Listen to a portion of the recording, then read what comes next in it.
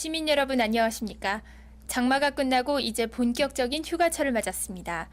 물놀이 사고나 미아 발생 등 휴가철에 아이들의 안전사고가 잦아지기 마련인데요. 자녀들의 안전에 각별히 유의해서 사고 없는 즐거운 휴가를 보내시기 바랍니다. 먼저 주요 뉴스입니다. 도는 지난 23일 경기 남부와 용인 분당 지역의 교통 혼잡 구역에 대한 현장 점검을 실시하고 이들 상습 정체 구간을 연차적으로 개선하기로 했습니다.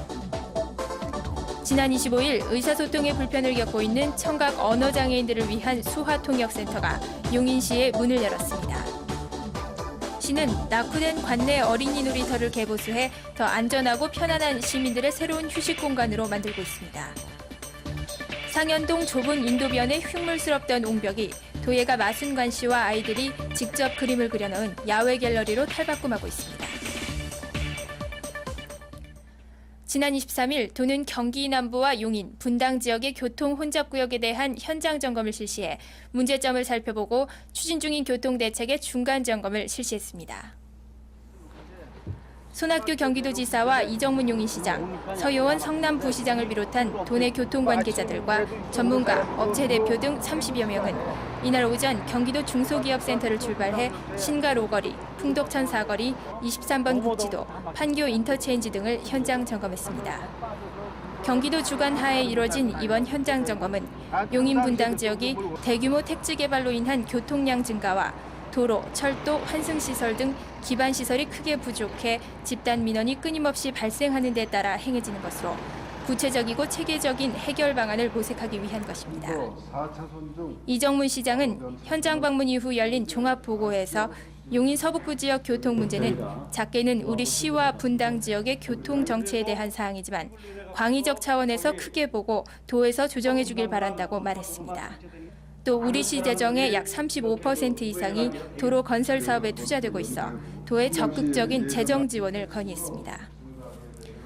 도는 지난 22일 제2차 경제발전 5개년 계획 마련을 위한 31개 시군의 교통 조사 결과를 근거로 이 같은 로드 체킹을 실시하고 오는 2007년까지 도비와 시군비 등 2조 850억 원을 들여 이들 상습 정체 구간을 연차적으로 개선할 계획입니다.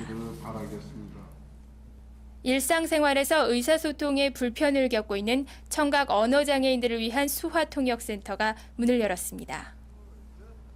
지난 25일 농아인협회 사무실에서는 이정문 시장과 이일우 경기도 농아인협회장 등 100여 명이 참석한 가운데 16평 규모의 수화통역센터 개소식을 열었습니다. 이 시장은 이날 격려사를 통해 장애인에 대한 잘못된 편견을 바로잡을 때 진정한 지역사회 발전을 이룰 수 있다면서 여러 역경 속에서도 꿋꿋하게 견뎌온 장애우들에게 수화통역센터가 큰 도움이 됐으면 하는 바람이라고 말했습니다. 앞으로 수화통역센터는 6월 현재 시에 등록된 973명의 청각 언어장애인들 모두 이용할 수 있으며 수화통역사들은 농아인들의 의사소통에 도움을 주는 일뿐 아니라 취업 발전과 수화교육 등의 재활 서비스도 실시할 계획입니다. 관내 어린이 놀이터가 시민들의 새로운 휴식 공간으로 탈바꿈하고 있어 눈길을 끌고 있습니다. 시는 노후한 어린이 놀이터를 새롭게 단장하는 공사를 펼치고 있습니다. 이미 김양장동 성당 앞과 삼보플라자 앞, 대연 아파트 앞 놀이터, 역북동 서룡초등학교 앞 놀이터 등을 개보수해 시민들로부터 좋은 반응을 얻고 있습니다. 나무 있어서 저렇게 풀에서 이뻐고요. 재밌어요. 옛날 놀이터는요, 거기서 다치는 사람도 많았는데 지금은 다치는 사람이 없어요. 새롭게 꾸며진 놀이터들은 현대적인 감각의 스페이스네트, 흔들놀이 등 어린이들의 안전을 고려한 놀이시설이 다양하게 설치되어 있습니다. 또 가족들이 함께 즐길 수 있도록 공간을 배치해 도심 속의 새로운 휴식 공간으로 자리를 잡아가고 있습니다.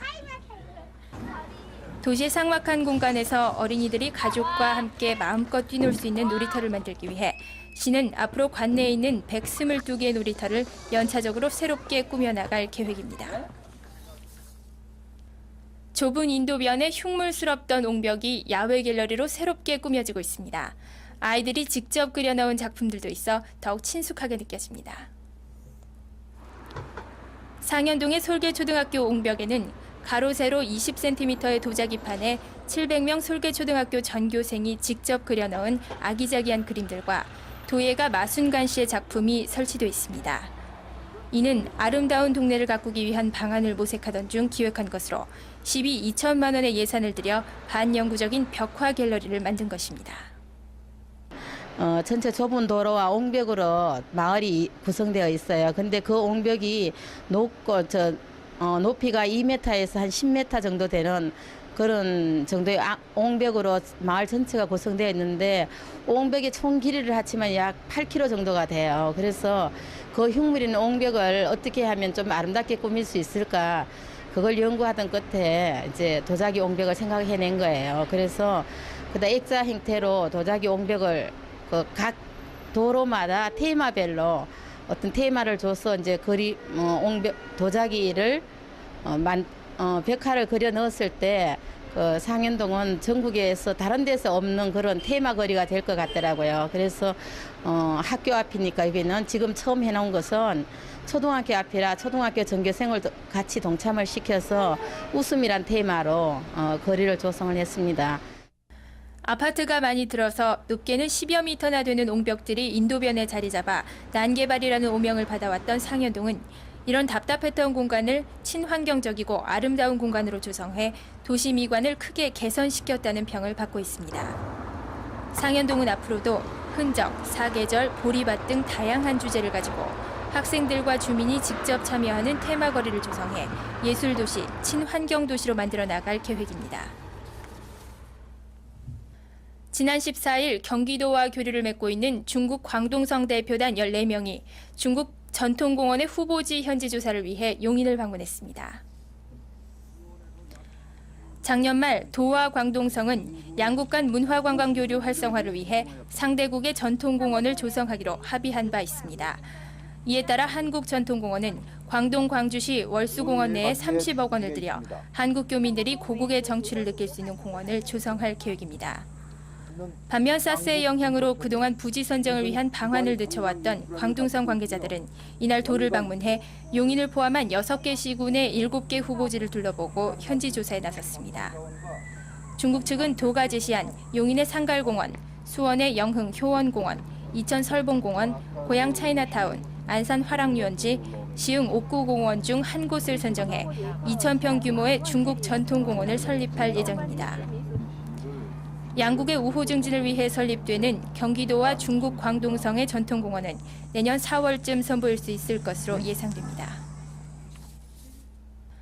7월 1일부터 소득세법 시행규칙이 개정됨에 따라 연말에 한꺼번에 발급받은 영수증이 아닌 매 진료할 때마다 받는 규정된 영수증이 있어야만 의료비 소득공제를 받을 수 있게 됩니다. 지금까지는 매년 연말이면 병원과 약국 등을 일일이 방문해 그 해에 진료한 의료비를 일괄 영수증으로 발급받아 소득공제를 받을 수 있었습니다. 그러나 이러한 연말 일괄 영수증이 소득공제를 위한 가짜 영수증으로 둔갑하거나 요양기관의 연말 업무를 마비시키는 등 오용되고 있어 이를 인정하지 않도록 소득세법의 시행규칙이 7월 1일부터 개정됐습니다. 이에 따라 앞으로 의료기관에서 영수증을 받지 못했거나 발급한 영수증을 연말까지 보관하지 못하면 연말에 의료비 소득공제를 받지 못하게 돼 평소에 진료비 영수증을 꼼꼼히 챙겨두는 습관이 더욱 필요해졌습니다. 저희 지역에 54만 명의 의료보험 적용자가 있는데 이 54만 명을 대상으로 해서 저희들이 영수증, 진료비 영수증 주고받기 생활화 운동을 홍보하고 있는 중입니다. 이 영수증을 주고받는 것은 첫째는 가장 중요한 건 두 가지로 요약을 할 수가 있겠는데요. 이 영수증을 모아둠으로 해서 자기 건강 관리를 지킬 수 있는 데이터화가 되겠고, 두 번째로는 가장 큰 것이 이제 소득세법 적용인데, 이 소득세법 추진이 지금 현재까지 3%로 해서 적용을 받던 것이 1%까지 낮춰서 적용을 받게 됩니다. 그러면은 연말에 아주 많은 그 소득세의 그 적용을 받아서 득을 보게 되겠습니다. 한편 국민건강보험공단 용인지사는 진료비 영수증 주고받기의 생활화를 위해 영수증 수납통과 홍보물을 나누어주는 등 캠페인을 펼치고 있습니다. 경기도립박물관은 묻혀있던 조선 최대의 왕실 사찰 회암사 불교문화 특별전시회를 열어 회암사지 관련 유물을 통해 고려 말부터 조선 초 불교 문화를 한눈에 볼 수 있는 기회를 마련했습니다. 지난 25일부터 오는 10월 5일까지 열리는 이 전시회는 경기도 양주에 위치한 회암사지에서 발굴된 250여 점의 유물과 문화재 등을 선보여 경기도 불교 문화를 복원하는 데 중요한 계기가 될 것으로 보입니다. 또한 전시회가 열리는 동안 법현 스님의 영산제 등의 개막 기념 공연을 비롯한 학술 강연회와 회암사지 답사 등 다채로운 문화 행사가 펼쳐집니다.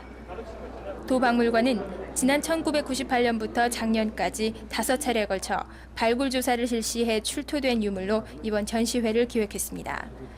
이번 전시회에서 회암사와 인연을 맺은 고승들의 관련 유물과 조선 왕실의 후원을 받아 이루어진 회암사 중창 관련 유물들이 전시돼 있으며 건축사와 도자, 석조, 불화 등의 불교 미술 유물들이 관객들에게 공개됩니다.